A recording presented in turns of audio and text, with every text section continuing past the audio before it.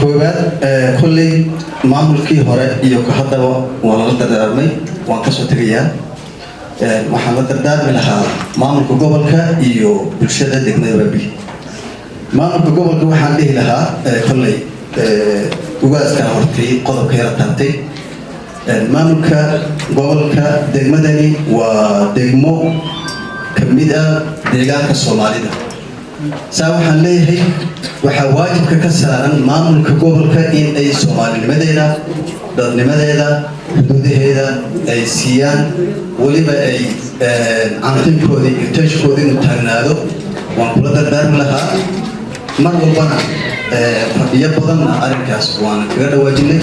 waa arrin masiira muqaddasa weeye gobolka dardaarankaas waan uga tagi lahaa ta kale bulshada Soomaalida bulshada Soomaaliyeed ee degmada Baabil wada degan waxaan leeyahay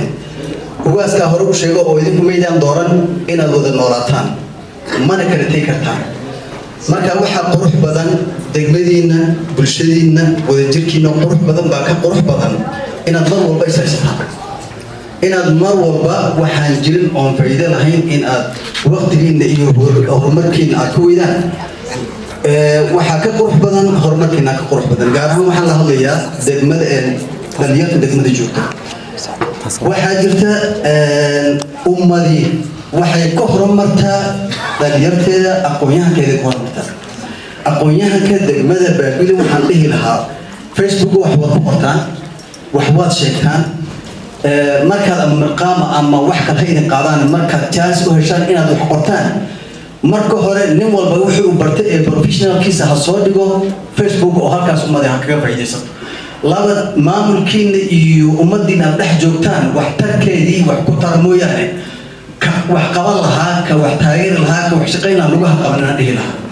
marka dhalinyaro qodobka koowaad amni nabadgelyo haddayna jirin horumar ma jirayo maamulka haddayna dhalinyaro la shaqeynin horumar ma jirayo waxaan dhihi lahaa degmada Baabil dhalinyartu maanta face cusub hafarta leh waxaa la soo shaqeysan waxa weeyaan maamulada hore la soo shaqeysay Musadad Abdulfatah Hassan Abdi Aziz hadda joogna